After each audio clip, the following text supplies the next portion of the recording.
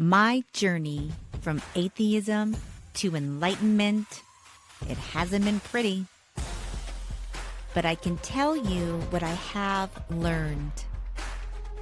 I've learned that we are limitless, that we are powerful beings, and the truth has been hidden. So if you're ready to step in, take your own power back, then welcome to your fate. Welcome, everyone, to the next episode of Fate. How's everybody doing out there? On today's show, I have Dahryn Trivedi. She is from the nonprofit organization Divine Connection International, and they are bridging spirituality and science. I am very excited to hear her story, her journey. Dahryn, welcome to your fate, my friend. How are you doing today? I'm doing great. I'm so happy to be here. Thank you for coming on the show and sharing your story and spending your time with me. I really appreciate it. Um, I kind of want to start with one little thing that they said about you in your website, and it says Dahryn Trivedi is an enlightened and miraculous being gifted with the ability to transform living organisms at the cellular level and non-living materials at the atomic level. That sounds like a superpower to me. It does. It does. So I'm definitely super intrigued and I want to know more about that statement. But first, I always like to start at the beginning. What is your journey? How did you become this enlightened being that can perform miraculous tasks? Tell me all about it. So my journey began when I was a child, like most people's journeys do. But my child, from a very young age, I actually knew that I was going to marry an enlightened master from around the age of 8 years of age. I always had this profound divine connection throughout my whole life. And so I felt always guided by something that was beyond logic and beyond rational thinking. And it was just this inner knowing. And at the age of 8, I had a vision that I would one day meet and marry this enlightened being, that divine just kind of came to me in like this premonition. And I just knew from that point in time, I always kind of had this feeling that my life was for a different purpose. And that kind of confirmed it because I always had this incredible yearning for God, and nothing else really motivated me or really propelled me forward in any way. I didn't have any desire outside of that. So God was my whole life, and God was my passion. God was everything because I had these incredible experiences of, I would say, a direct connection to God, where I would go into states of ecstasy and bliss and just a state of silence where I felt this profound, uh, wonderful presence that I could only describe as God. And I knew it was God. And so this kind of led my whole life. And this gave me this profound intuition that led to that, premonition when I was 8 years of age. And so years later, I did meet this individual when I was around 20 years of age. And I recognized him instantly before I even knew who he was. So this intuition kind of shaped my whole life and led me to meeting this individual that I knew would lead to my own enlightenment.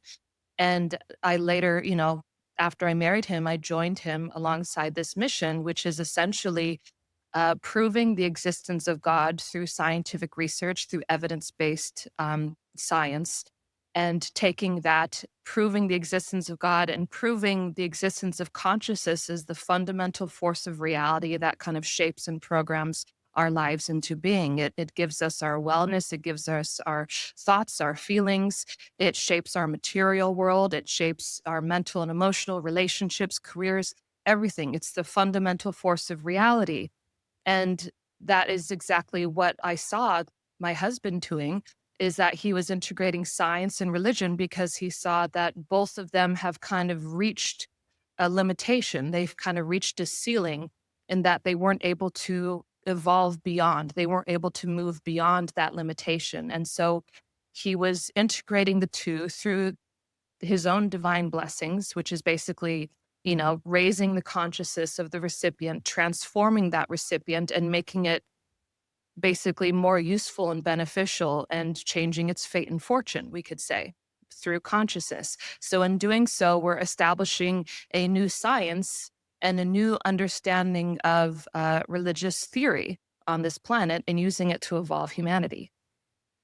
That sounds incredible. When you say religious theory, are you speaking about all religions? Are you talking about a certain religion? Did you grow up in the church? Are you in an organized religion currently, or how does that work? So I grew up actually with a very open and broad background. I grew up with a Christianity. I went to a Christian church growing up. I also was fortunate to, experience a lot of other different practices and modalities and other religions as well. I also had a, self-realization fellowship with Yogananda growing up from California. So I already had this introduction to the guru, which is what introduced the idea to me that, an individual could, kind of be an embodiment or a surrogate for the divine, could be a conduit or a catalyst in your life and could help connect you to that. So, with my intense desire, I knew that I needed this guru or whatever this person was. So when I had that vision, it just kind of clicked that that must be a guru or someone who's divinely gifted in that same way. But I didn't really, these experiences I had, they didn't really follow a particular religion or a Okay. particular context because I didn't read about it anywhere. I don't remember reading about it in Christianity. And in fact, these experiences gave me context to understand religion.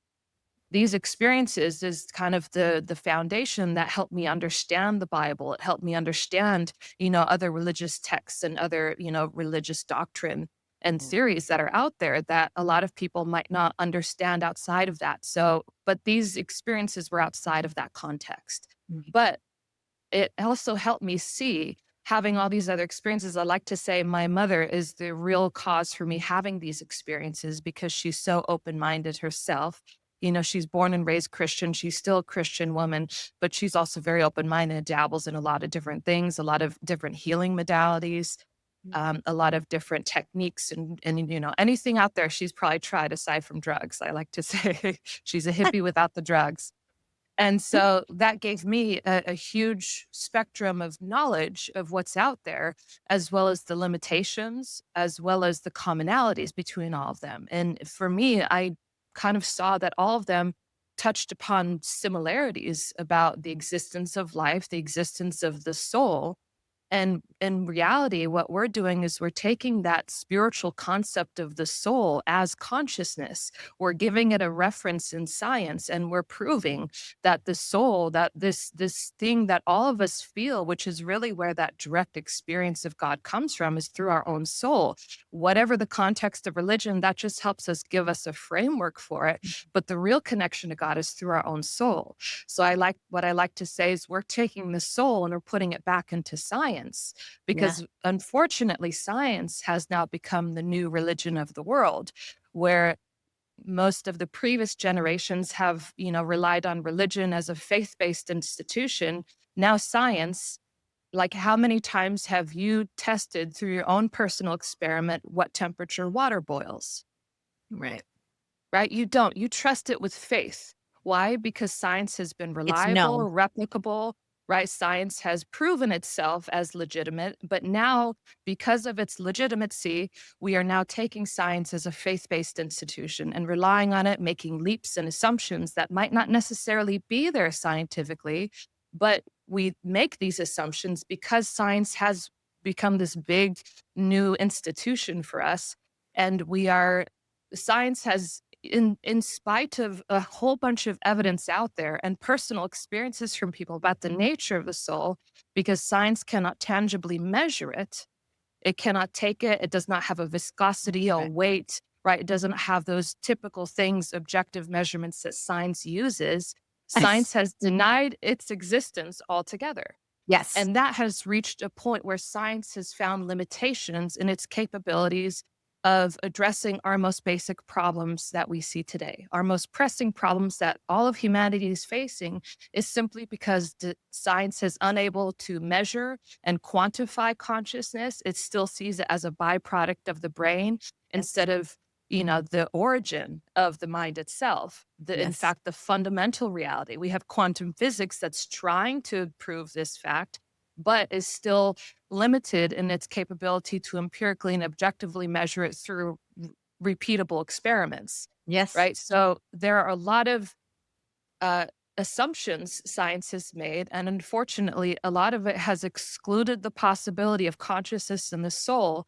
And that's why our scientific research is so important because are probably the first a spiritual organization, but also evidence based organization with the biggest database of scientific research, scientific evidence supporting the fact that consciousness is real, consciousness is measurable. We're using objective, empirical, real hardcore experiments that the scientific community uses to measure these things. And we've done it with over 6,000 science experiments, 6,000. That's In great. fact, the number is almost getting close to 6,500 science experiments in, multi-disciplines of science. We're talking about life sciences, material sciences, clinical trials, in vivo, ex vivo research, cancer. We're talking about human cells, animal research, right? Non-living materials. And then we're taking these and we have over 670 peer-reviewed publications that are in over 130 countries, and we're talking over 3,000 universities globally, 1,600 of which are in the United States. And this is all available at institutions and big universities like Oxford, Cambridge, MIT, the National Institutes of Health. So this is something that is recognized as significant research by the scientific community.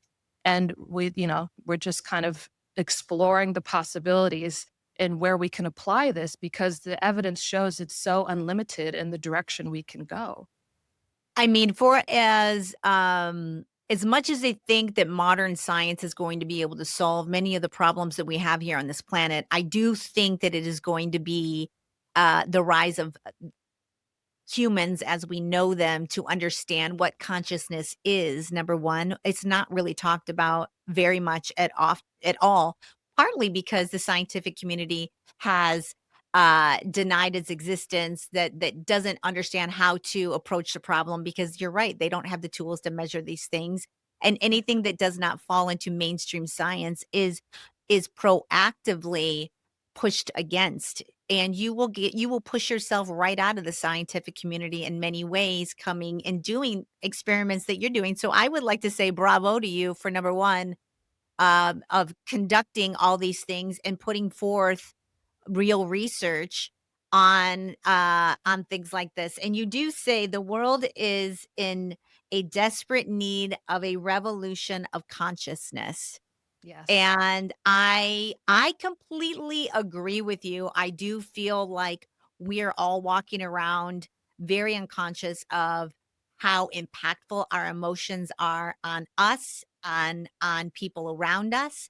We don't understand when we have emotions how to deal with them, how to feel your emotions, transmute them, move through your emotions. So I also believe that emotions are the underlying cause of many of the diseases that we have currently, that science doesn't seem to understand how to help us in that arena. So many people now have autoimmune issues, they have mental health issues.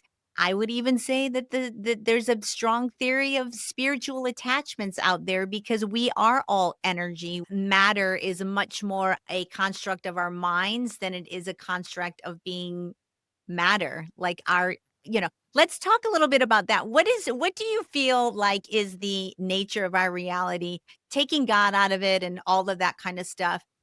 I am starting to feel like we are very much living in an energetic holographic field, then I feel like we're living in real matter. I feel like our nervous system is some sort of like advanced VR set, for lack of a better term, and that we're experiencing our world through our five senses. But there is so much more going on that our bodies, our nervous systems, our senses can't interpret. What say you on this, my friend? Well, I would say that While it's very obvious that our minds and our emotions do have an effect on our realities, I want to go even one step beyond that. Because what we've seen with our scientific research, and our research supports this theory, is that it's consciousness that actually forms our thoughts, our minds, and our emotions, that it actually is a byproduct. So it's a flow of energy that comes first and foremost from this fundamental reality, this universal reality, which is this pure consciousness, which then takes form in through our lives. And it's actually the brain that harnesses consciousness and forms these thoughts, but it's consciousness that programs the thoughts we have, the emotions we feel, the lives we lead. Sometimes we think that we have a huge ability to make decisions, change our emotions and our minds. But in reality, what consciousness does is it gives us a spectrum to work within, like a set of parameters. So we have like a set of parameters, like, 10 to 20%, right? And between 10 and 20%, we can go up and down. And when we make shifts within this parameter, it feels like a big shift, because anytime you go from like 10 and you've lived at 10 your whole life and you go to 15, it's like that's a big deal. What we've seen with this scientific research, we're not talking about incremental improvements in quality of life. We're talking about life changing improvements. We're talking about a new set of parameters. Like, one example I like to give is our clinical trial. And our clinical trial shows this is something that was conducted when I was located in Florida in the United States, and all of our recipients, they are volunteers with severe mental and emotional health problems, right? So, like, severe ADD, ADHD, fatigue, menstrual cycle disorders. We're talking just PTSD, depression, suicidal tendencies, like on the severe side of the spectrum. People who also have physical illnesses as well as a result of these mental and emotional issues. But it's this wide variety of people, and it's a randomized, placebo-controlled, double-blinded clinical trial. So it means I'm blessing these people remotely. I'm not even located in India. This is all done remotely, and I don't even know who I'm blessing. I don't know these people. I don't know their problems. I don't know their names. I don't know what they look like. I don't know, what emotional situation they're in, their mental situation. I know nothing about that. And I'm not nurturing them or guiding them on how to control or regulate their emotions. And then we have, even the researchers don't know who's in what group, who's getting a fake healing Yeah. or energy transmission or blessing, who is actually getting the real thing, and who's the control group who's not getting, even the placebo, the psychological effect. Everybody's just given a number, no names, and they're given random days when to come in. So, and the researchers, even the recipients don't know. So all of this is, removed from confirmation bias, from placebo effect. We're comparing it with a placebo group. So we're removing the possibility of psychology. And on top of that, we're not just doing like a psychological analysis. We're measuring over 100 parameters in blood. We're measuring neurotransmitters, hormones. We're measuring nutrition absorption. We're measuring insulin, the clotho protein, which is notoriously hard, even by conventional and modern methods, to improve even marginally. And we've been able to improve it by almost 700%, right? So psychology definitely has no influence over that. So we're seeing huge improvements in all these parameters, all of the tested parameters, neurotransmitters, hormones, everything, without having any type of practice or technique or regulation over their mental and emotional state of being, by simply altering things at the level of consciousness through these blessings. As a result, and we see this, reflected in also the psychoanalytical data, is that just about 100% of all of their mental and emotional health problems are completely resolved. Every single one of the participants. That's pretty fantastic and amazing research you're doing. Yes. Let me ask you this. When you say blessings, are you guys praying for these people? Are you just putting an intention out there? Is there a ritual involved? Is there a sigil? What when you say you're doing blessings on people, what does that look like? So when we're doing blessings, it is, we can call it, it's coming from enlightened consciousness, Okay. because that's the true thing that makes the blessings work, is the level of consciousness from the person that's transmitting this blessing. Is that So we'll go back to those given set of parameters that we work within, right? We consider that the consciousness of nature, right? The consciousness of nature has a specific set of limitations and regulations, and it's important for life to survive, right? Your body temperature does not exceed or go below a certain set of temperature, a certain set of parameters, because you wouldn't live, right? The homeostasis would be lost, you would die. Right. So nature has a specific set of regulations. That's why you can't suddenly decide to be one person one day and then change who you are the next, because nature's consciousness has given a tight set of regulations over your own life. And that includes your mental and emotional state of being as well. So, enlightened consciousness is when consciousness has risen to the point that it exceeds the consciousness of nature, meaning we're talking about it is now connected or one with that universal consciousness, that supreme reality that governs the consciousness of nature. And that's when we get into this idea that, what could have control and program the consciousness of nature except that which created nature? So that's when we go into the nature of God or a creator. Right. And so we call this, divine blessings, because this is coming from a source that has an intelligence and the ability to create as well as change its creation, meaning it can change the very fundamental programs of nature itself. And we've seen this with our ability to create new materials. We've defied the laws of physics. We've been able to do things that science says are scientific impossibilities. And this sounds crazy and cult like me just saying it, but I'm telling you, it's been done. It's scientifically proven. That's why we are the largest database for the evidence of scientific research on consciousness, because consciousness has never been studied in this way before. It's never been measured and replicated in this way before. And it's so profound that we're actually defying the laws of physics. We're changing the whole underpinnings of science itself. And Yeah. so this is something truly significant that has the potential to truly evolve science, even evolve religion and evolve humanity to a much greater potential than ever Yes. before. Yes. So what happens is when this person has attained this enlightenment, has reached this point of enlightenment, when their consciousness has evolved to that point, they now act like a surrogate, we could say, or a conduit between, that creative force of consciousness and then, whoever the recipient is within the consciousness of nature. So they act like a surrogate. And what they do is they simply connect the recipient, whether it be a plant, animal, tree, a person, to that authority. So we don't even need a specific intention, because God knows whatever you need for your better quality of life. So all we're doing is we're kind of, like an internet provider that kind of strengthens your internet connection, gives you the Yeah. ability to, have a greater bandwidth. So you have more capacity to do more, to implement more, to live on a higher level of consciousness so you can truly enjoy a better outcome. And the outcome, that's what is measurable, is the outcome. That is fascinating. Now, I think that this could revolutionize the health of humanity in general, because I do feel like most illness is connected to spirituality.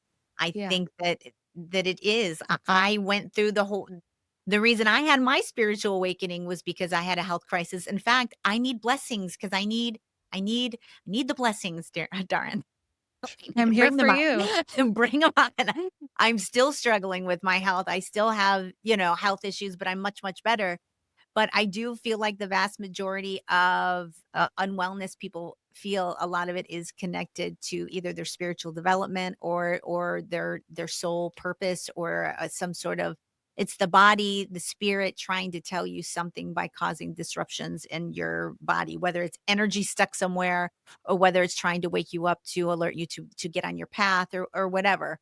Um so this is, very exciting. I want to ask you a little bit about your husband, Guruji. How do you say his name? Is Yeah. that correct? Oh, Guruji Trivedi. Very close. good, good, good.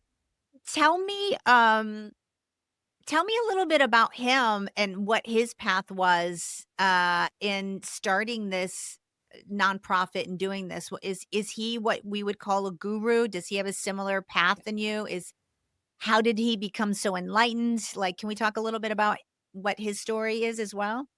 Absolutely. His story is very, I mean, incredible. Absolutely. But it's also a path of skepticism and absolute integrity and seeking the truth, which, it's, I feel like that's really what inspired me to, kind of join and everything. But his story began, would say like before enlightenment and after enlightenment. Before enlightenment, he didn't really have any kind of spiritual training or anything. He was, of course, born in India, so he's, subject to a lot of, spiritual, Yeah. and religious teachings and everything from that country. But in and of himself, it's not like he became a monk or went through like a traditional spiritual path or upbringing. He actually was a mechanical engineer by education Oh, and eventually, pursued that career, and then he left that, became an insurance investigator, right? And it really was a point in time in 1995. He would go into these periods of trance throughout his entire life, right? We could call it samadhi or whatever you want to call it, probably similar to like, what I had experienced in my childhood, is this moment of that direct connection with divine. And again, not knowing truly what it was, right? He calls it trance because that's his reference for it. And so he would experience these periods of trance throughout his whole life. And what happened when he was in a deep state of trance, like when he was sleeping in 1995, is he had his awakening then, he had his enlightenment. And during that moment, Divine actually came to him and said, you're supposed to leave your old life behind. And from this point onward, you're no longer the same person you were. Your old life is dead. Your old life is gone. You're a new person, right? This old person has been buried and somebody new has come out. And so, you're now going to start a new path, a new journey. And then the divine was going to be guiding him on what this journey and this path would be. But he woke up and he got the message. He left his job, he left everything behind, and he started these divine blessings. And that's what you do in India, right? If you have a spiritual awakening, you become a guru. So he became a guru. He started blessing people. And it just kind of all fell into place because his blessings, like even despite all the scientific research he has, which I would love to offer you this blessing for free, actually, so you can try it and feel it for yourself and see, the outcome. I would love to even come back and you can share how you felt about and the outcomes you've had because this is outcome oriented, it's evidence based. So the outcome you'll experience, it's not something theoretical or just limited to science. We're applying these divine blessings. So I naturally, what would he be did is, yeah, I would be honored. Like, I would be honored, and I would love to have you back. I am in. I would I would love be to do honored. that for you. Oh my god. That would be I amazing. think it'll speak for itself. I I have been struggling for years and years, and I know my healing will it's 333 on my clock right now, just so you know. So, There like, you go. that's a little woo. Um, I couldn't but control it. I had to say it right now. I would be just forever grateful if I could not have to think about my health anymore and move forward with a knowing that I was gonna be okay instead of I've been doing this for a decade. So, Yeah. I am for that. But anyways, go ahead. Enough about me. Like, it's not about me. So, I would love that for you as well. And I hope that you'll find a resolution here. So I would love that. So, let's definitely do that. Let's can you we'll tell touch us base any after the podcast. Yes, please. Let's talk a little bit about some of the blessings and what they have produced in people based on your research. What kind of healings have we seen in plants, animals, humans? What kind of research or changes have you been able to um, get based on the findings? I mean, it's truly unlimited, the types of things that people have reported feeling, but we often see a trend, like a commonality that most everybody experiences. And like one of the first things they experience is high quality sleep.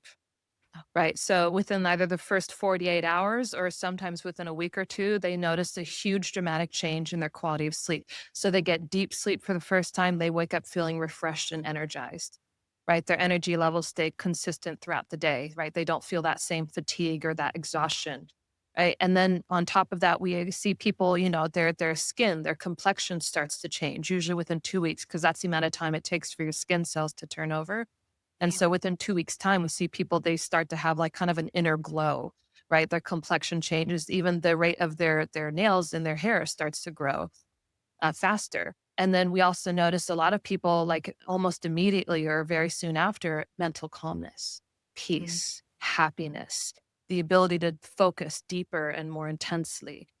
Their cognition improves, which is actually a significant thing that we found with this clinical trial is something called the NIH Toolbox for Cognition and Motor Function. And usually that type of test, right? It's the gold standard to remove any subjective data and keep just the objective parts of cognition and motor function measurements. And it's done by the NIH. It's a server that's located in the United States. It's random. You never know what question you're going to get, and it's recorded and locked, so you can't go back and change it. So even the investigators, the researchers don't know what question will be asked. It changes all the time. And so this is what they usually use when they're trying to detect if there's an adverse effect from a particular drug or treatment.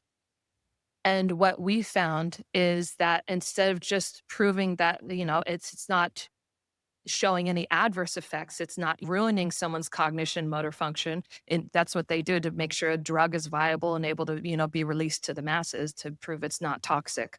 Right. And so what our studies found is that in nearly every single tested parameter of the NIH toolbox for cognition and motor function, we found a nearly 100% improvement in nearly every single tested parameter, which That's is unheard incredible. of. Like That's we're talking, incredible. like for cognition, we're talking language, working memory, episodic memory, executive function. For motor function, we're talking about locomotion, standing balance, dexterity, grip strength, and endurance. These things are very hard to manipulate and fake. That's incredible, and it ironically, my disease has to do with my brain. I almost died from encephalitis and meningitis a decade ago. Wow. Like, I would love to get the blessing, and it almost feels like I'm sure it's more mystical and magical than I could ever imagine, but, um, maybe that blessing gives you what you need. It's maybe tailored to each individual based on Yes. what Well, their own body needs. Would you say that? Or how absolutely. Like for this clinical trial, as well as just, the regular people that come up and join our membership programs, is everybody's experience is different with this energy, with these divine blessings. Because some people they need help with their relationships and they find suddenly their relationship that was struggling before. We had people, on the verge of divorce. We've had people who are struggling with relationships with their children. We had a person whose mother stopped talking to them. And after getting a blessing, suddenly the mother called them the very next few days and just said, I just want to tell you I love you. And she hadn't heard that in years from her mother. We're talking about people who are on the verge of divorce who suddenly just love each other again. And there's so much harmony.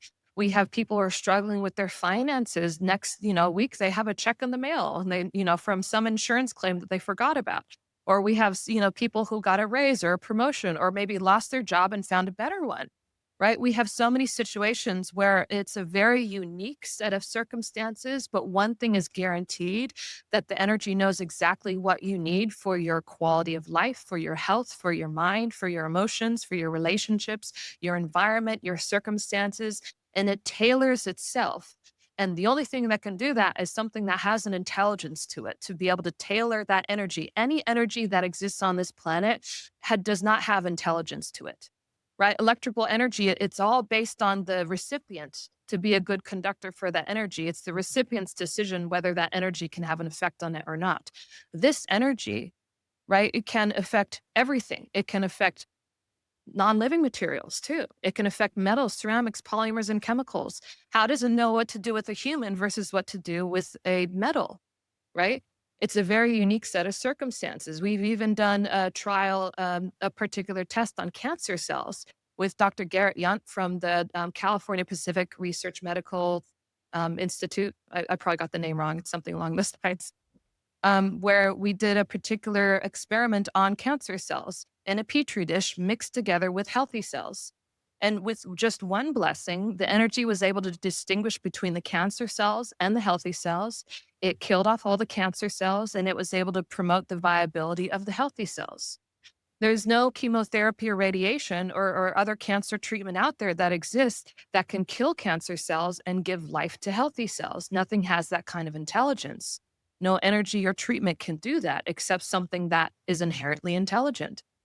And so that's what we're seeing with the application of this energy, even with agriculture, right? We're seeing that when we bless, like, for example, this energy is so intelligent that when you even bless a seed, it knows to transform the soil as well, not just the seed. So you bless a seed, you see changes in the soil. You see 900% improvement in beneficial bacteria and 600% reduction in harmful bacteria within the microbiology of the soil itself, as well as greater yield of the crop, right? Greater crop health. We're seeing like yields by up to as much as 500% improvement compared to the control groups. We're seeing immunity in plants increase by as much as 600%. We're seeing shelf life double. We're seeing even the quality, the nutritional availability, bioavailability, as well as the actual nutritional load within that particular crop increase, which is not something you can do. Beta carotene, which is like the precursor for vitamin A, right? The same amount of beta carotene exists whether you have a carrot in the United States or in India, right? You always have given, oh no, 100 grams of carrot, you always get this amount of vitamin A within that carrot or beta carotene. We're able to actually increase that number significantly. So I don't know any other thing out there that has that kind of intelligence to impact everything on such a comprehensive level and can influence all these different disciplines of scientific research, not just living things, not just things with a mind and emotions, but things that don't have a mind, that don't have a belief system, that, we can't truly say believes in God or not. We have these things that are also experiencing the effects and outcomes and becoming great conductors for this type of energy. So it You're knows what kind you of need. blowing my mind, it's literally like I do feel that this is the future for humanity. I mean, I have so many questions. What would the world look like if we all were able to raise our consciousness and be a part of this?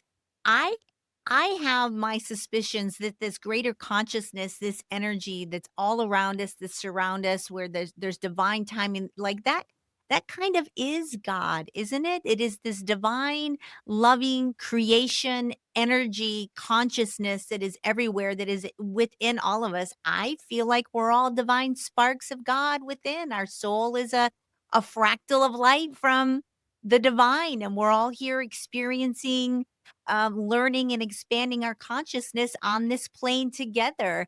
But we all go back to love. We all go back to God, and our world is much more layered and complicated and multidimensional and all types of things. And I do feel like this type of information is the future for humanity. Um, how do you feel like we're going to be able to awaken people to this though? Because I just feel like we're also living in this time where people are in their corners. They don't want to hear new information. Everybody has a lot of dogma. There's a lot of programming out there. It's very hard to Yeah. penetrate anybody else's mind with new ways of thinking. Are you guys tackling that problem? We are, and Oh, I'm actually good. excited to share with you exactly how we're tackling that problem. Great.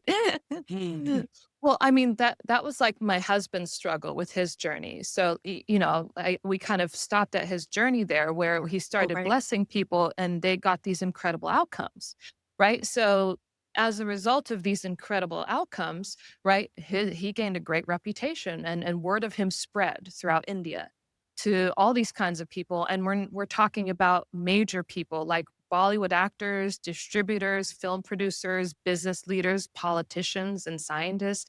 We're talking about major people in India, to give him an immense amount of fame and respect. He already had that before he started the scientific research.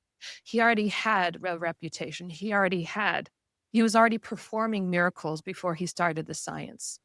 So that's why his story, I'll get emotional just talk, it's so touching Yeah. because what truly sets him apart is his integrity, is his sincerity. Because he had a hard path. It's not easy. And like what you're saying, it's not an easy path. But despite all the recognition, all the reverence he had, despite all the people who loved him, he walked away from all of that. He walked away from his fame, his wealth, and all the worship he had. And he left that because he really wanted truth to stand on its own. He didn't want to stand on the shoulders of other people. He wanted the truth to stand and speak for itself. Yeah. Because he saw the effect of human psychology from all these other fake gurus, these false teachers and prophets that were out there who take advantage of people. Yeah. And that's like both religion, spirituality, and science have problems. They both do. Spirituality and religion because of the lack of scientific research and because they deny the objective truth that science can empirically measure. So we see what ends up happening is when you deny the truth for so long, eventually that system fails. So Mhm. we see that happen with religion, where more people are leaving religion than ever before in our modern day and age. Right. And so religion has started to fail to an extent because it's been primarily faith based and not really evidence based. And then we see science has started to go in that direction as well, where it's denying where the evidence leads and is instead relying on assumptions, which is why science has gained so much inability to address the basic problems we see today. Some of them are very basic. We see issues with medicine, modern medicine, and our inability to manage even basic symptoms of problems because it can't address the true root cause of the illness anymore, especially when it comes to our mental and emotional health. We have this mental health epidemic that is taken the world at a stronghold, and we see even with spirituality increasing, the number of people who are joining the wellness industry, it's a multi-trillion dollar industry. It's larger than the pharmaceutical industry in terms of profits. And at the same time, we're seeing mental health problems increase. Even though the stigma is decreasing, more people are in therapy, more people are trying medication, more people Yeah. are trying alternative and complementary approaches than ever before. But Yeah. the problems are getting worse. And then we see issues with our agriculture and our food systems. Like we can't rely on constant use of chemicals and genetic manipulation to produce food anymore because it's nutritionally depleting our food and it's making our environment, our soil, our water systems all very toxic. We have girls who are getting menstrual periods at the age of 6 because of the chemicals and the hormones in our food, right? We have so many problems that are really causing this huge amount of inflammation, right? Harvard says the unifying the unifying theory behind all disease is possibly inflammation. Yes. That chronic inflammation is the root cause of all the illnesses we see today. And the greatest cause of inflammation is our toxic environment and our mental health, our Yeah. stress. Both Yes. together create such a toxic environment that we can't thrive anymore. And they have no answers, no solutions. You can't produce these crops without the use of chemicals anymore. My husband, he was saying when he grew up in India, he would see these crops and everything that they would produce completely organically without any, chemicals or fertilizers. And the same crops he went to now, they're fumigating them. And he talked to these farmers and everything. He said, "Why are you doing this now?" He says, you didn't do this before. Why are you doing it now?" And the farmers would say, "We don't have a choice." Right? If we want to produce this crop, if we want to, first of all, get enough money to survive, because farmers need money to survive, and at the same time want to feed the world, Yeah. you can't do it anymore. You need to fumigate. You need to add chemicals into the soil and onto the crops. So there is no alternative. With our these divine blessings, we don't use any chemical fertilizers, no fungicide, pesticide, no external type of chemical, even organic chemicals. It's just purely this energy, water, soil, and the air, right? So this is beyond even organic. This is something that doesn't even use organic. So and we're able to produce even with the best methodologies available to agriculture, we're able to produce greater yields, greater quality production than even what they can do. Right. That's And so, and then we see issues with our technology, right? We're overstimulating our mind. We're starving our souls. We're like gaining a whole bunch of speed, but we've lost the direction in which to go. and we're gaining efficiency but losing wisdom, and as a result destroying our lives and our environment. It's because we fundamentally ignored this vital part that makes wellness and life happen, and that's consciousness. So when we ignore consciousness for so long, I like to give this example. It's like ignoring oxygen, Yeah. right? When you go through oxygen deprivation, consider that the same thing as consciousness deprivation. Or I use consciousness synonymously with the terminology, the grace of God, right? It's this invisible force that we can't see, we can't recognize. It often goes unnoticed, but it's absolutely essential for our survival. When Yeah. oxygen is lacking for people, they experience a system failure, and it's a slow progression. We first see, our mental clarity, our ability to focus starts to deplete. We see, our mind becomes fuzzy. We become confused, right? We no longer can make the decisions anymore. Then our emotional health starts to deplete. We become moody. We experience mood swings. We become frustrated and angry and depressed and full of anxiety, and we don't know why. Right. And we're just assuming it's something at the level of the body, like our bodies are broken or there's something wrong with what we're doing, like we're not performing the right activity or the right behavior, or we're not doing the right practice or technique. Right. We need to adopt something more to fix the body or fix the brain. And we're missing the fact that it's oxygen deprivation.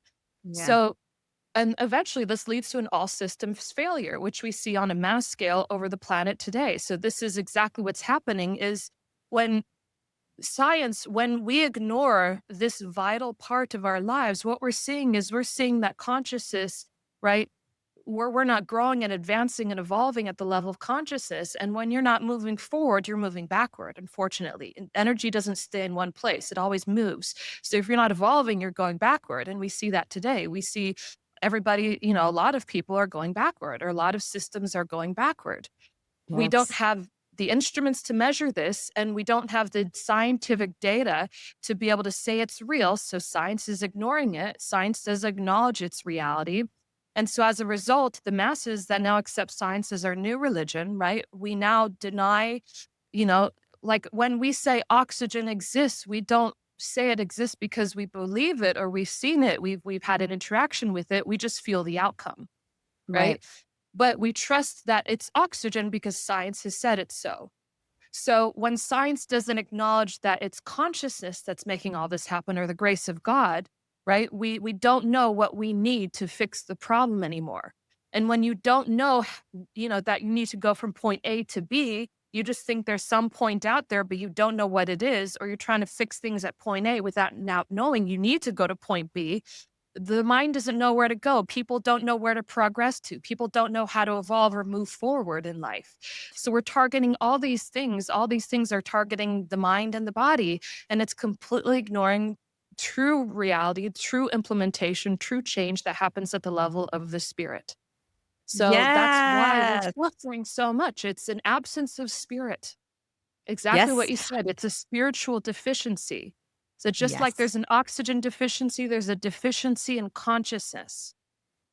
And there's a lack of spirituality within how we are even running our society. We wouldn't have so many problems with pollution, with mental unwellness, with all of the layers of corruption that we see if people understood that there is nothing but consciousness here. It is Right. all about consciousness. That is, we're not supposed to be even living the way we're living, which is why we No. do have so much mental unwellness and people living in despair. They're living in survival mode. They're not able to even process their emotions or how they feel Yeah. between what we eat, what we ingest on our phones, how we're slaves to these economies. You're always chasing the almighty dollar, how everything is profit based. Nothing is spiritual based. Yeah.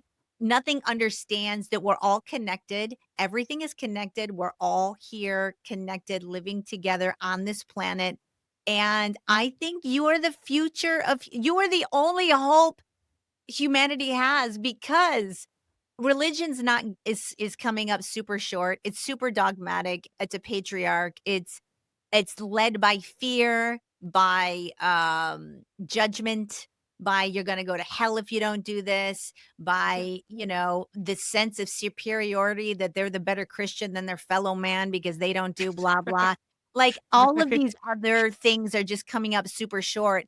But since I have gotten on my path, I have never felt more calm. I have never felt more centered, more happy. And my life isn't great. There's lots of things looking in my life that I could be complaining about and being really frustrated and scared for. But I just understand that my consciousness creates my reality, that what I'm vibrating at, what I'm thinking about, what my intentions are creating my environment. And I in every moment I'm here on this planet, I'm creating. And I always ask myself, what am I creating? I can't worry about next month. That hasn't happened yet. I'm creating next month right now. So I better be cognizant of what I'm feeling, what I'm saying, how I'm processing my emotions so I can mm, attract the best outcomes that I can possibly have in this life plane. Yes, And yes. and it would be amazing if everybody understood that they were much more powerful and much more mystical and magical than they appear to be if they were to look within and tap into that own inner essence, that soul energy. We all possess it. We just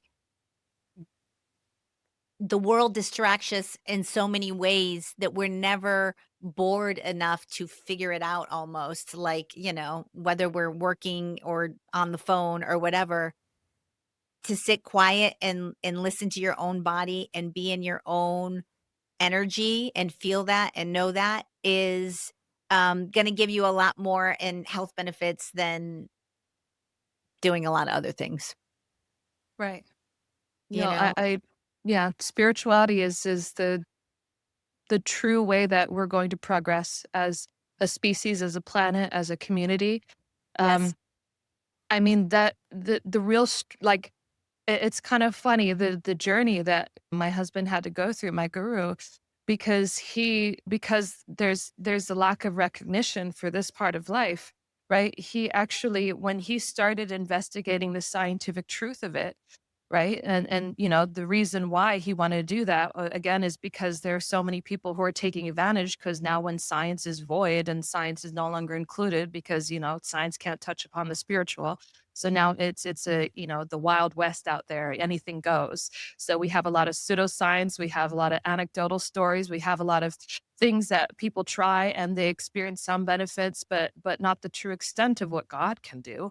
Yeah. And then, so what he wanted to do is he wanted to take this scientifically, and he never really thought of that before. But he really, there's a story he likes to tell where uh it's a story from Krishna, right?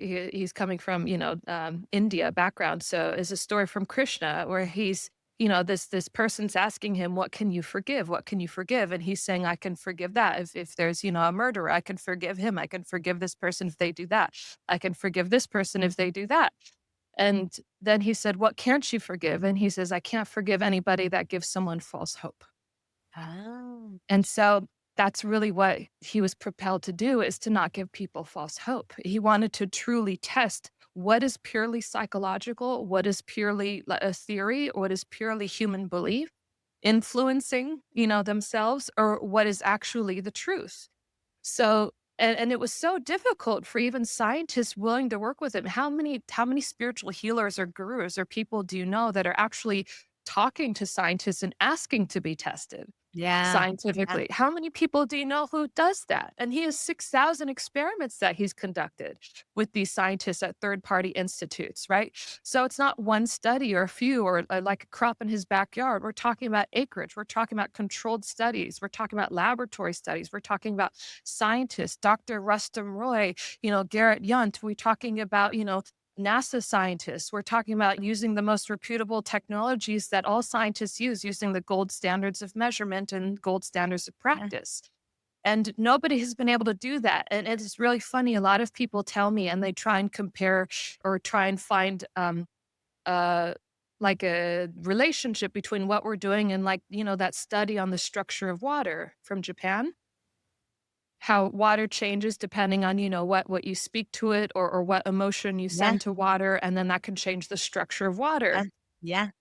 And the problem is so many scientists have lost faith in these healers and these alternative and complementary, techniques and things that are out there because nobody's been able to produce the science that proves it's real.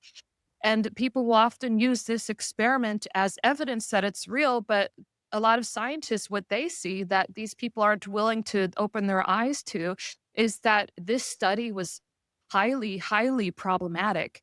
It, first of all, the structure of water changes within trillionths of a second. It's Mm. constantly changing, right? The only way you can measure the change is when you freeze water, which is what they were doing. On top of that, they didn't have any blinding procedures. So everybody knew which water was what, which Mm. water was the treated water, which wasn't, right? On top of that, they picked which pictures they wanted to use for the experiment. So they conveniently picked the more beautiful ones for the treated and the less, beautiful, ugly ones for the control or for the aggressive emotions or for the negative Negative, yeah, emotions, yeah, right? So there's a lot of confirmation bias.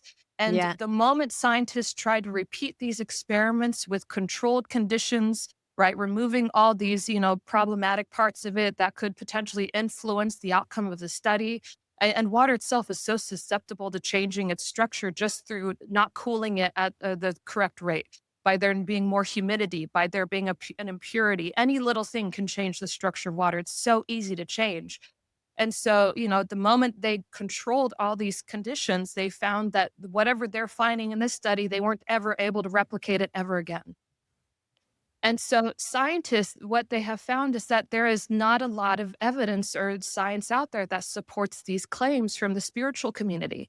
So that's why they laugh at it. A lot of them laugh at it. And then you have those who believe, even scientists who believe God is real, who believe it's possible, but are struggling to be able to produce it scientifically as well. But right, they see scientifically, it opens their mind to a possibility of the God because of how much beauty and orchestration there is in the world and in nature itself. That alone will open a scientist's minds to the fact that there could be a God, but yeah, there's no empirical evidence to prove it. And so that's the struggle, and that's why it's so significant. And Guruji, his struggle, his whole journey was fighting with scientists just to give him the opportunity to test it. It took him so long to even get his foot in the door. He actually had to cut all his hair, don a suit and tie instead of his, religious garb, his oh, saffron robes. He mm, had to, talk scientifically instead of talking in the realm of God. He referred to these divine blessings as biofield energy treatments. Right. At one point in time, he actually used water, said the water was a special type of water, and really, it was just bottled water that you could get from the grocery store. And he used that to get people to work with him, saying this is a special treated water. And the outcome, it was a particular poultry experiment, and the outcome on the birds, right, was so significant that the scientists wanted to know more about the water, not knowing it was a divine blessing.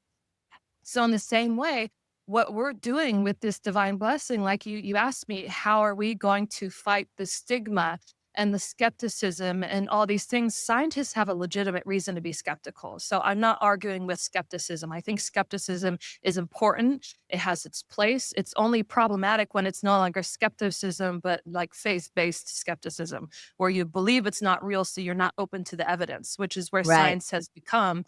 yeah, Instead of following the evidence, which leads to consciousness, they're now following a belief that has been an old, understanding of science that it's all material based and there's yeah, nothing spiritual about life. So exactly, we're running off of an old belief system with science exact and we're trying to fit everything with that old belief system and we're finding it doesn't work anymore. That's why we've reached the inability to address these basic problems we have today. yep, And so the evidence now leads to consciousness and we're actually applying it. But that's why science has stopped progressing. And now we're seeing the fact that science is not infallible anymore. That's why people are questioning medicine and healthcare now. That's why people are questioning, should I get a vaccine? Should I not?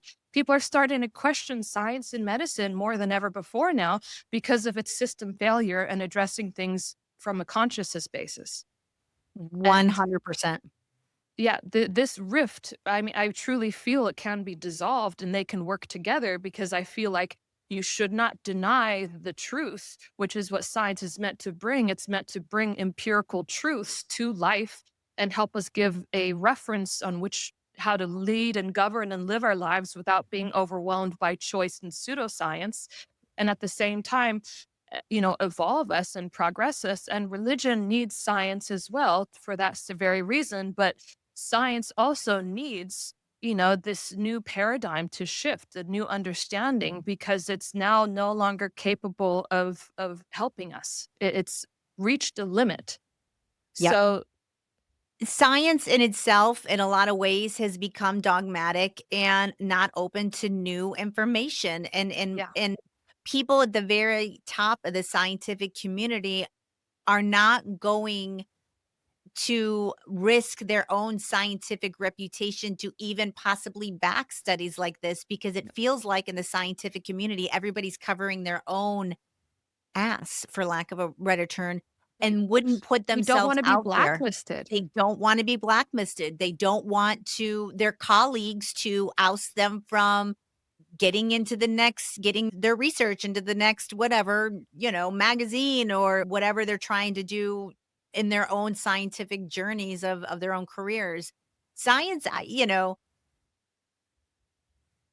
think another part is I kinda do think there's a little bit of a conspiracy that they don't really want us to understand what and who we really are and how powerful we really are, and if that we were really to learn the true extent of what consciousness is and who we are and what we're capable of, I think that they would have a big problem controlling the masses of people that are on this planet. So I do think in a way they try, I don't know who they is, the controllers, the cabal, the whoever you want to say, the Mhm. people with all the wealth, money, and power, I don't think they want us to understand the true nature of reality, the true nature of what and who God is, and the true nature of the power that lies within. So that is going to be a hurdle for you guys to kind of push up the old scientific hill, because there's going to be plenty of people out there that are going to be gatekeepers to allowing this research to come to light so more people understand um, what consciousness is and how they can have a better control over how they feel and how they move through their own lives. So I'm excited for you guys though. Like I hope you keep doing it. I want to follow your organization, and how can people become a part of this, get blessings of their own? Do you have, how can other people help this come out? Absolutely. I mean, we have a website, divineconnection.org. That's where our nonprofit organization is. You can read about our mission, our purpose. You can see all of our science there. You can join our mailing list, stay up to date. We offer our membership programs, and it's really everybody, all the people who sign up for our memberships and everything that really support this work and help it progress. So, I mean, you get the incredible benefits from these blessings, and at the same time, you're helping this mission progress because we've spent truly decades of scientific research and millions of dollars to be able to do all of this. And it's not easy to get funding when you're talking in the realm of spirituality and proving God exists, right? Because again, it's that brainwashing that Yeah, this can't be proven, this can't happen, it's not real. yeah, And so, we've struggled a lot with that, but particularly for you, because I really want people to try this and understand the importance. We're actually offering a huge discount for everybody who wants to just try it for themselves. And you have your own special landing page for everybody who listens to your podcast. It's divineconnection.org/F.A.T.E. So fate, exactly yes, as your the Faith podcast says. podcast, And yes, so they can join there and yes. experience it for themselves. They should try it out. But I wanna again, experience it. I would love to get a biological reset, if you will, because I feel like there's so many things not running well within that, like, if I could have the divine blessings to right the ship, if you will, and maybe give me a clean slate so I can move through life with a healthy body, yes, it would mean everything. Like nothing I never understood how important your health is, and of course, because 'cause we're humans and we never fully understand anything until we actually experience it. That's how we're built for whatever reason. But, I can remember being a child, and my mom would always say when I was complaining or I'd be crying about something, and she'd say, "Well, Christy Ellen, at least you have your health." And I'd be like, "I don't care, mom. I don't care about my health." And then when I got so sick, like, honestly, your health is all that really matters. If you don't feel good, if you don't have your health, you don't have much. It's hard to live a life without feeling like a fully functional person walking on the planet. And so for me to be healed, healthy, whole again, it's all I dream of now. It's I mean, it you is never just like know how important it is until you lose it, right? it's true. It's true. Yeah. Well, with that, Dahryn, like what a pleasure. You and Guruji like keep fighting the fight and putting out this information, and I will put your website and guys, go out and get a blessing. I'm going to do it. You just don't know how it could transform your life. And you know, I'm super grateful to have met you. I really hope you continue to just transform people's thoughts about consciousness, about spirituality, about what God is, about how powerful we truly are, about how they can create and manifest and become the best version of themselves here through expanding their own consciousness. That's what it's all about, gang. Truly. Come back anytime and share all of your latest updates. Or like after I get a blessing, we'll do another show and I'll Oh, I'll show you yeah. how my life has changed. Like I am down. I'm with it. I got you. I mean, Darn. maybe I'll share with you exactly what we're doing to slowly sneak under the radar and get these blessings out there. Do you know Yes, we're actually please. working on blessed food products where people won't know they're blessed and they'll get the blessing that way too? Shut up. That's genius. That's Yes. genius. And we're Well, actually already in, possible contracts with a multi-billion-dollar organization, like, like on the same level of like Purdue and Pilgrim Pride and Tyson and, so we're increasing their profits and the quality of their production as well yeah. as the actual quality of, whatever they're producing. So it's something that's healthier. They don't have to use the same toxic chemicals, antibiotics, all those things. They're producing more yield, less food. They're gaining a much bigger profit. We're talking in the $1 billion range of a profit margin increase.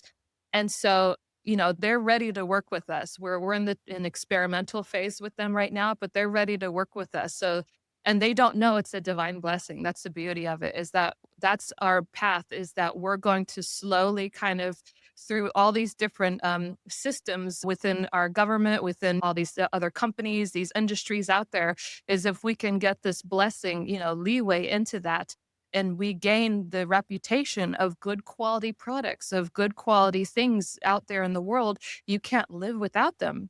And Yeah. so after that, and then they feel the difference in their bodies, they feel the impact of the divine blessings, as well as Mm. the good quality food, the non-toxic food, all these things. So we're slowly kind of it's a very inconspicuous method that we're using. And then we have the memberships for people who are more conspicuous and more ready to accept it. So we're doing a multi-level strategy to help get this out there. And it's Oh proving my God. effective so far. So I can't wait to also tell your audience, hopefully sometime soon about the blessed food products we'll have out in the market and blessed products. Well, you'll definitely have to come back and join the show again. You will always have a spot on this show as long as I'm up and running. And it was an absolute honor and a pleasure to meet you. Thank you for coming on board to the Fate podcast. Ladies and gentlemen, with that, we will see you next week on Fate from Atheism to Enlightenment. Thank you, Dahryn Trivedi, for being a part of the show and journey well, everyone.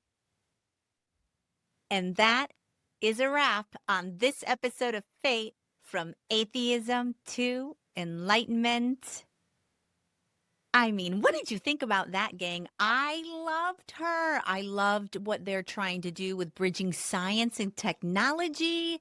We had a whole conversation after the show, and I'm going to get some blessings.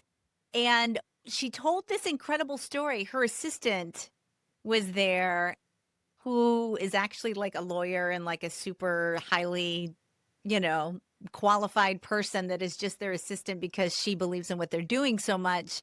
And the blessings healed her. She had a terrible illness and she ended up getting in front of the camera and we all like, girl chatted it up. But she ended up coming in front of the camera and saying, "Oh, hi, yeah, I'm here. I had a terrible bout of Crohn's disease, was diagnosed, had to have her colon removed, wasn't it messed up herself biologically, her emotions. She was not living a quality life. She I mean, when I was talking about my health, she was like, "Oh my god, I so identify with that, not being able to climb up the hill anymore, like being done with putting in the effort to heal yourself anymore." Anyways, through this process, she is completely and totally healed. She's not having any issues anymore. She has the freedom to come and go and do whatever she wants with her life. It was just incredible. So it gave me so much hope that Dawn was like, "I'm going to send you some blessings. Like, this could be life transformational. And I will let you know how it progresses and what do I feel? And, do I just feel better mentally? Am I physically? I'm super, super excited. And I think the future of humanity is wrapped up in whether or not we can get enough people awakened to the fact that consciousness is everything. It is the key to who we are. It is the key to life creation across all planes of existence universally. And once you start understanding what consciousness is and how it can create and how that's how we manifest and that's how we're able to um jump timelines, if you will, and all kinds of miraculous, magical, meaningful stuff is connected to what level you are as far as what your consciousness is. I'm working on my own consciousness all the time. I've gotten back into meditation. It's hard for me to sit in meditation. Um it is, but when I do, I always feel more at peace, better, more energy, clarity. It's just a matter of I lack discipline. I do. I lack discipline, so it's hard for me to make myself sit down and do it. But I've been doing it and I'm going to continue to do it. And I think it's going to be um, a practice that it's kind of like working out. I've gone through periods of my life where I was a total gym rat, and then you step away from it. And I'm now at the point where I want to start moving my body again. And I'm having a hard time getting myself. Um, Number one, I'm nervous about moving my body because I don't want to make myself sick. Sometimes when I put too much stress on my body, it causes a lot of symptoms. So I don't want to overstress my body. And I've not worked out in so long that any little tiny movement is like hard on my body because I can barely open a pickle jar these days. Like it's terrible how long it's been since I've worked out. So I'm trying to get there, but I lack the discipline to start. But once I start and I get in the routine of it, I know like always it will become habit that I can't not do. Like I used to like schedule my whole life around when I was going to go to the gym. Like everything else took the back seat to my gym time. I'd love to get to a point where I was that again, but I need to do it with meditation to where it's something I want to do that I make it the priority. And I know I'm going to get there. It just takes a long time to turn something into a habit. So that was a that was a segue I did not anticipate on this outro, but I want to tell you I'm excited about the blessings. I don't even know if I'm going to be able to sleep tonight. Like if this changes my life in any significant way, I will be beyond happy. And I had a medium tell me not too long ago that I asked her about my health, and they said that I was going to fully heal and that I was going to get a divine rescue. Maybe this is my divine rescue, you guys. Like, wouldn't that be like mind blowing. Oh my God. I mean, you can see it on my face. I'm like grinning ear to ear. The other thing that she said to do, which I am going to do, is in the show notes, I'll put the link to her website. And she said, you need to go on there and read other people's testimonials of how their life was transformed by getting these type of blessings. And the fact that they're really going legitimately through science and working with scientists to measure the results in a scientific method type of way is huge. I really hope that this nonprofit profit that they're running, Divine Connection International, like check this out, you guys. Like become a member. I do feel like that is the future of healing. That is the future of figuring out who we are. Understanding that we're more powerful, that we're more creative, that we're more magical and mystical than you'd ever think. And even though the divine God source, whatever you want to call that energy that exists in all things everywhere, every plant, animal, and human, rock, everything is consciousness. Everything is touched by the divine. Everything is here as a part of creation. And we absolutely do have the power within to create what we also would want. And it is a lot based on our thoughts, our intention, the words we speak, what we think is our connection to consciousness, which can manipulate matter.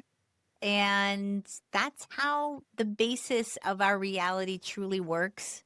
So I hope their research goes far and wide. I hope the scientific community gets on board. And I hope that more and more people start understanding that um, consciousness is everything. It's everything. So I'm excited. I don't even know what else to say on this outro. I'm just completely distracted by the potential of me receiving blessings and getting energy back and getting some sort of reset. And although I don't want to get my hopes up too high because it's mentally damaging for me to get let down and be sick again, I have an inner knowing and inner feeling that this is going to help me. And I guess belief is the problem. If you believe something will help you, it probably will. If your brain believes it, your body will react accordingly. It's another thing about consciousness and the power of our belief system, because if we believe it, our reality will more than likely um, follow suit and give you the evidence to back up your beliefs. So, all right, guys. Well, I will keep you posted on the blessings. I'm going to put the website and the show notes.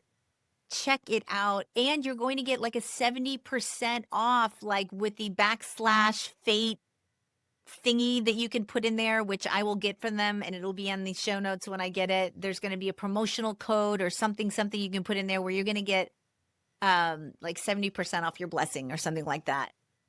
I think everyone out there who's listened to this podcast that is laughing at me right now saying that's not a thing and that's all in your head, and I suggest you put your big boy or girl pants on and go get a blessing and see if it changes you. See if you notice something. See if who knows? All I'm saying is that the more I trot down this path and meet all these superhuman people that have these magical gifts of insight or the ability to tap into the universal consciousness, I believe that is more what our reality is supposed to be than this pre-programmed distracted bullshit of like having a job and money and economy. Like to me, I think maybe I've just left 3D land for so long now that all that stuff seems silly, but I think I'm programming myself from being like mainstream at all at the end of the day. Like, I don't really watch TV or the news and the politics. I know what's going on, but to me, it's just there's bigger things at play that are happening, and everything else that you're seeing, our institutions, our governments, our everything is a distraction from what really is coming upon us. And I think what really is coming upon us is this wave of awakening that we're going to see as these years go on. And we're going to see aliens. I'm telling you, aliens are on deck in the next few years. I just know it. Anyways, I'm going to leave it there. If you like what I'm doing here, gang, please like, share, subscribe, tell a friend, support the show in some way. I am trying to raise the consciousness of this planet, and I need your help to do it. Feeling awfully inspired today. I really, really am. I enjoyed our conversation with Dahryn Trivedi and the Divine Connection International. Check it out. Get your blessing to become a member. I can't wait to have her back on and talk about my own healing. And we'll see you next week, gang, on Fate, from Atheism to Enlightenment. And welcome to your fate, everyone. Journey well. I'll see you later. Bye.